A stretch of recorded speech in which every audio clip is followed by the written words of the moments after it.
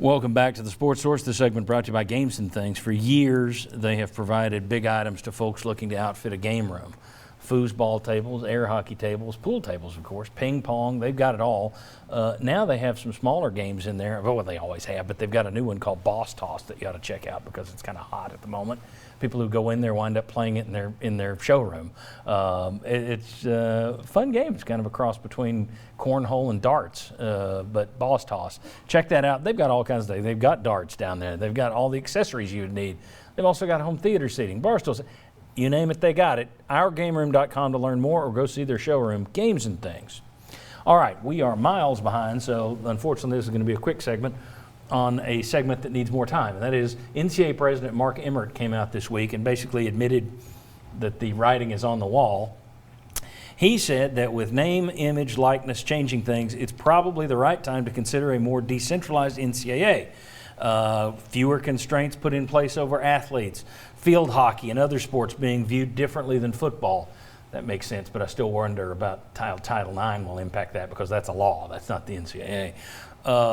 He said if we're going to build college sports again in 2020 instead of 1920, what does it look like?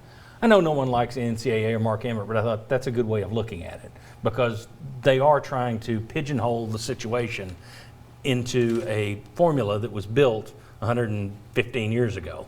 So it makes sense to look at it from that standpoint. He also said it might be time to let the conferences take the lead on this thing, which is great for the Power 5 schools. Don't know how great that would be for everybody else. What was your big takeaway when you saw this? When you saw these comments, and Josh, you were out the last segment.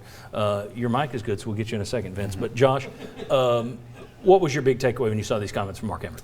Well, I will first add, it's great that Mark Emmert had these thoughts after getting his new contract extension so that he is good to go no matter what over the next several years. But yeah, I think he probably already knew it, but it is telling others what's going on. We saw the leagues take the lead in football last year, right?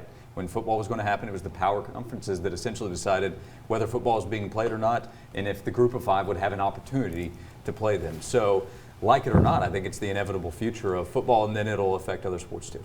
Jimmy, what were your big takeaway from this when you saw it? Decentralize Mark Emmert. Fire him. I think he's done a poor job with leadership. Now, having said that, and I know I'm in the minority. I think it's hard to lead the NCAA. You got 1,100 schools under the NCAA umbrella. You got 340 or so that are Division I. You cannot get everybody on the same page. Heck, the four of us couldn't agree on a college football playoff, I'm sure. So I think it's hard to lead it. I think he's done a poor job of leading it. I don't think there are a lot of easy answers with the NCAA, but I do think having less power is probably a good thing. But remember, these are institutions that volunteer to be a part of this, volunteer to be a part of it. I just think it's hard to come up with something that everybody's going to agree with. That it's not only hard to lead it, it's hard to leave it. Because whatever they do, people are like, we don't need any of it. Well, that's like the people who run around saying, well, let's just get rid of all police. Well, that's fine. You live in that town. I don't want to live in the town that doesn't have any police. I don't think Tombstone, Arizona should be our goal, whether that's in our life around here in Knoxville or when it comes to sports. You need some sort of rules, which means you need somebody to watch over the rules, and whoever that is, you will hate. So I don't know what he's saying. It's obvious. Writing's on the wall.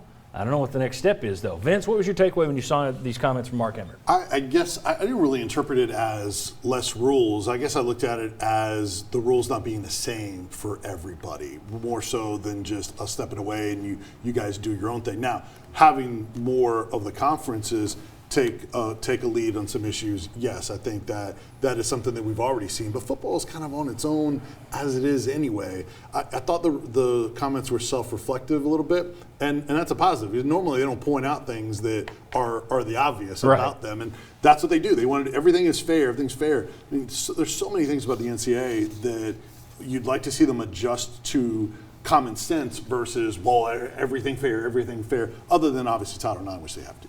Yeah, it's just a question of what's fair and what's not. The problem is you're going to start, let's say you threw out the NCAA tomorrow and you created a rule book. It's this thick. And it's like, yeah, we got rid of some of the constraints on the players, got rid of some of the nonsense, and then there's going to be a loophole. Okay, well, we have to fill in that loophole. And over time, your rule book becomes this thick. That's how when people say, oh, you can't give a kid a hot dog. Right, that's because somebody else would say, well, we're delivering 15 lobsters a night. We're now at the point where people say, who cares? So what? Go for it. That's great. What happens when somebody starts delivering 10 Lexuses? And there are people out there going, so what? That's great. If our boosters are the ones with the most Lexuses to give. But at some point, there's got to be some sort of governing body, whoever that is, whatever that is, and whoever that is, they're going to be unpopular. That's the facts with governing bodies. No one likes them. There's Well, also I no want one. trust with the NCAA. Yeah. No. The schools, the fans, the Yeah. athletic directors, they don't trust them. One quick thing on this, and I've always argued this for many, many years to me. The Committee on Infractions, that needs to be a full-time committee. They don't need to meet every 2 or 3 months on a voluntary basis. Full-time, and then you have consistent, or at least you should have more consistency. You have none right now, because you got people rotating off, and Yeah. you never know what the ruling's going to be from that. Well, it's a little like, again, it's like our justice system. It depends if you What, got what jury you get. Yeah, what jury you get, who's the judge, what who's got what attorney. Everybody wants a set standard. You did this, so X. Just doesn't happen. I mean, but I agree with you. The fact that you don't have permanent people handling those infractions, that does not help the situation. All right, when we come back, the NCAA's woes, name, image, likeness coming into place with the Supreme Court ruling, where the Supreme Court hammered them 9-0 against the NCAA. Could this, and I can't believe I'm about to say this, could the timing actually be good for Tennessee and their own NCAA issues? No. Am I stepping too close to just crazy town? We'll discuss that next. Come on back.